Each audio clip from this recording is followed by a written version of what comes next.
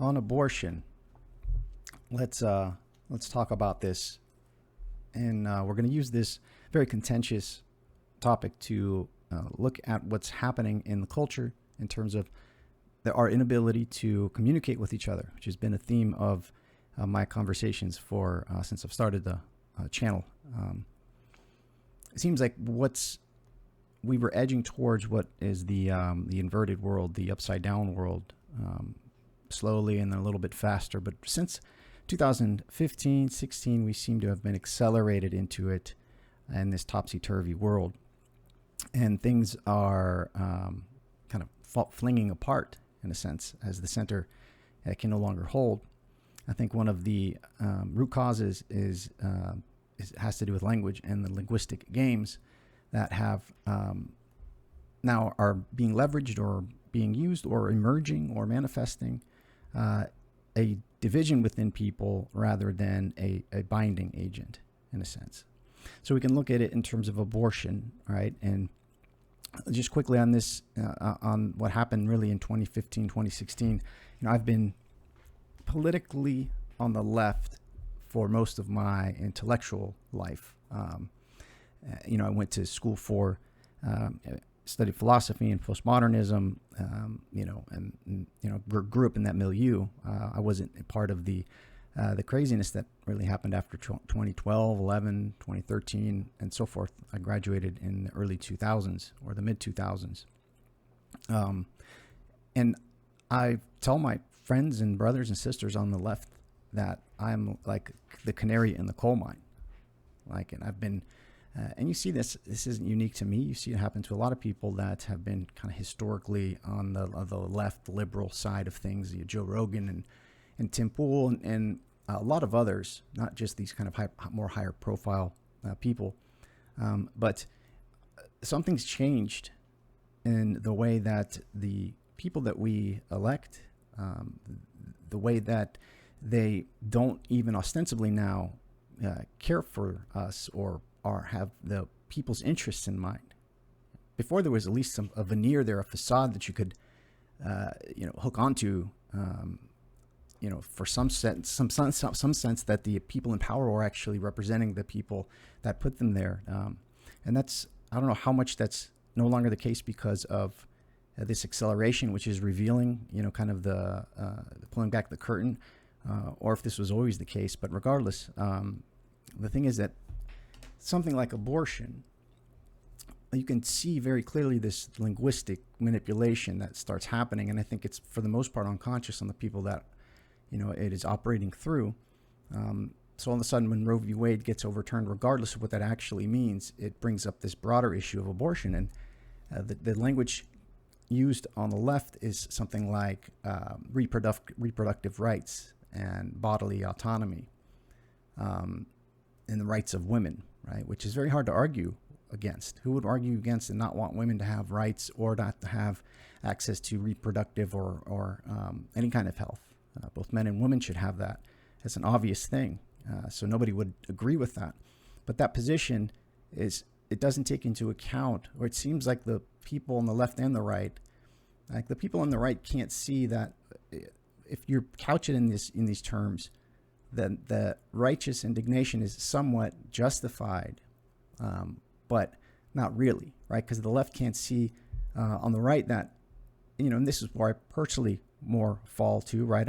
I'm personally pro-choice in terms of I wouldn't want my wife, my sister, my daughter to ever have to be in a position to have to get an abortion, right? Right. But my position socially, the broader you widen the scope in terms of your position on something like abortion, the less it really makes sense. Like, I would love for our world, our country, our civilization to be in where we met the moniker in the 90s of abortions being safe, legal, and rare. They are safe and they are legal, but the outcome was not rare abortions. The outcome was abortions that, for the most part, we always hear these limit cases, but what about rape and incest and things of that nature? Yes, those are horrible things where the decision needs to, maybe be changed in a sense. But the point is that those are the limit cases, and the rate that they occur in terms of the overall broader number of abortions being conducted are very small. Some statistics I see are less than 1%. Some I see, the highest I've seen is up to 3 to 4%. And that includes rape, incest, that includes the life of the child and the mother, and then it includes like longer term effects of health effects on the mother as well. So these very valid, I guess, critiques or points that you can make from the left are they're the limit case. They're very small. The vast majority of abortions are done because I think the number one was women can't afford a child. I think number two was not mature to have enough to have a child. So a lot of the major cause for abortions, right, were not these limit cases, but we always fall on, the argument, not the dialogue. The argument falls on these limit cases, and it's strange. My point is, though, I'm not making a determination either way. The point is we need to get a linguistic footing on so we can collectively and coherently have a dialogue and have a conversation. It's like all of the forces are pushing from the outside and the inside for that not to happen. I think that needs to happen more, and it is happening more. I see on, obviously on more longer form type media content like podcasts and whatnot. But the channels that most people still get their information from, I'd say, don't allow, actually select for having the contentious, disintegrating, unproductive arguments instead of the well-meaning, well-intentioned, good faith argument, good faith dialogue. There's a difference there. So I want to continue to bridge the gap, or help bridge the gap, or just talk through, what seems to be concepts in the culture that seem irreconcilable. Let's talk about them, right? So back to abortion, right? The view on the right, and I don't think it's a right-left issue, and I don't think it's an issue of the application of a religion, of Christianity on secular people, right, and imposition of religious views. I think if you get most people in the room, left and right, you'd see that 80, maybe 90% of them agree on most things. And I think even on this contentious topic of abortion, you'll have a pretty wide-ranging consensus on on the position of abortion, even, right? Right. So the right says that you're killing a child, right? And I'm more, again, my personal inclination is to obviously sympathize with.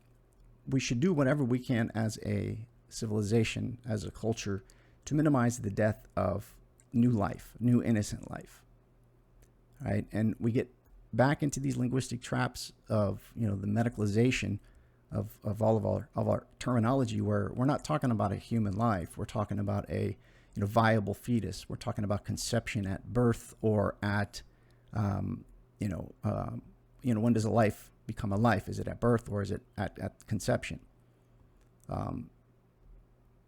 So this language is used, and we start arguing about the definitions of these terms, which is important in a sense, right? But the major point gets lost is that if we look at the manifestation and the outcome of Roe v. Wade, for example, and we look at the context that Roe v. Wade was decided in, not making a determination of one way or the other, whether it was good or bad. It happened in a milieu where we were coming out of the 60s, we were coming into the 70s. There was the women's liberation movement. Women were being freed to participate in the economy more and more, and that was important at the time. And we can look back now in the last 50 years and say, regardless of, most people, I think, rightfully would say, a woman and a man should have the right to choose of whether or not they want to participate in the economy. Women have a barrier or another consideration. Well, men and women do have another consideration, and that is the child. And when you look at the preponderance of the reasons women have given why they are getting abortions, and they are economic, they are mostly, for the vast majority of the time, they are economic reasons. I can't afford a child. I'm not mature enough to have a child. I already have too many children, right? So, my sympathies lie on the fact that it is a child that is developing and will manifest. And stopping that process is akin to killing a life, right? I mean, even my brothers and sisters on the left would agree with if a woman who is pregnant is murdered, then there is a charge of double homicide, right? Because it's just a natural progression of that process is a life being born, and the sheer abomination of thinking of ending a human life the minute after it's born, right, and juxtaposing that with the month before it's born, right? To really think through that, it's really a technical issue. Where on the one hand, it seems completely obvious you wouldn't do that. On the other hand, it seems that there's a lot of contention on whether or not that should be done prior to childbirth. Right. So that actual question is not easy, even though there's a general consensus, I think, outside of the political insanity.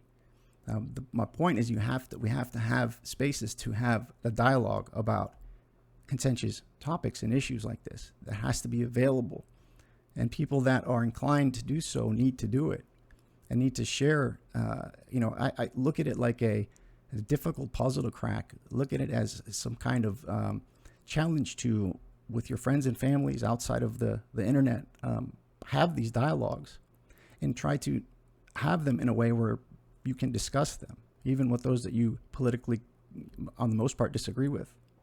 We have to attempt it, and I think we have to be mindful of our reactions and our own tendencies to be triggered, which are vast too, and they're mostly unaware to us. We are unaware of them, and they creep up. And if we can catch them at all, it's usually a little later in the process where the words have already been said. So I think that we're seeing spaces again like this emerging. My mind always goes to the ability for this type of dialogue to scale and to actually have an impact on the culture and the political orientations of people. Most people are fed up, at least intuitively get that the people that are in power do not care about the actual working people or the actual people that comprise the nation. That just isn't the case.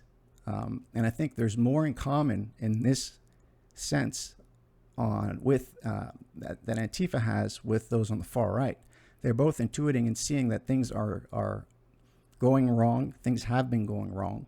And the reason that things are going wrong aren't organic differences between people. They are impositions of a political class from the top down that is stopping any type of reconciliation or even dialogue to occur.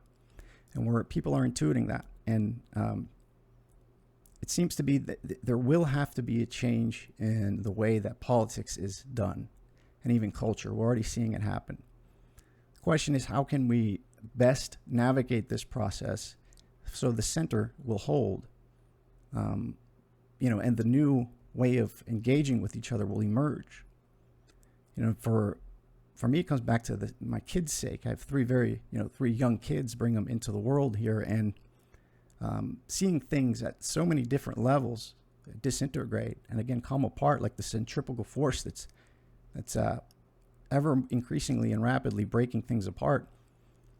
I see this in conversations that I have, random conversations with people at all different levels, whether it's at the football game with another dad or at work, whatever it may be. The other day I overheard a conversation with someone that I kind of chimed in on. He was a turbine. He manufactured and installed turbines across the country, and he was talking about how the supply chains are dried up and things are tremendously more expensive.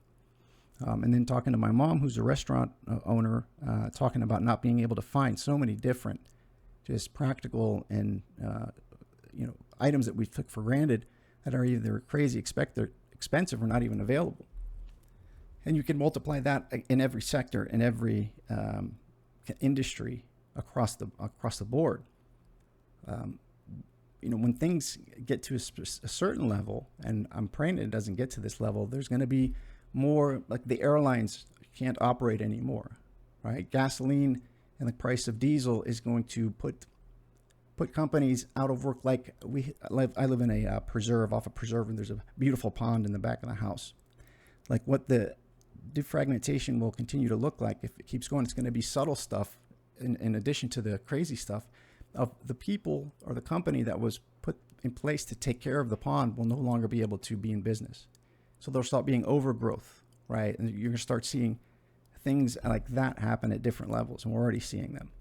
So I guess the point is we have to navigate the change that's happening, and those that are able, willing, and well-intentioned need to do it. Get into power. I hear this a lot, about good people should run locally, and I agree with that. But I think the solution and where politics is happening now is outside of the actual halls of power, which is a strange thing. Ideally, we'd want those to have political power that have no interest in political power. Ideally, you'd want people that, the political sphere to be more like the waste management type space, right? Where there's no glory in it. I know this is kind of crazy, right? Where there are people go in that have a competency to get the job done, and they do it for a while, they get the job done, and there's a pipeline of people that can come behind them and continue to make the ship run, kind of in the background, where politics it's not on the foreground and completely front and center in everybody's lives across the board and across the age groups. That hasn't always been the case, and now it is. And again, I think it's for reasons that things that were hidden are being revealed, but I don't think it's going to stop. So for the sake of our kids and the sake of each other, let's start talking with each other, and let's start dialoguing in Dialogos, and let's take it off the internet, and let's bring it to our families. Let's bring it to our communities. Not that I or anybody else has the solution, but we need to at least create an environment for a solution to emerge. And this will only happen through good faith, well-intentioned, non-cynical communication between people done in love and mutual respect. So that's what I pray for. So we can even have conversations about things like abortion and other issues like that. So anyways, I will see you guys later. God bless.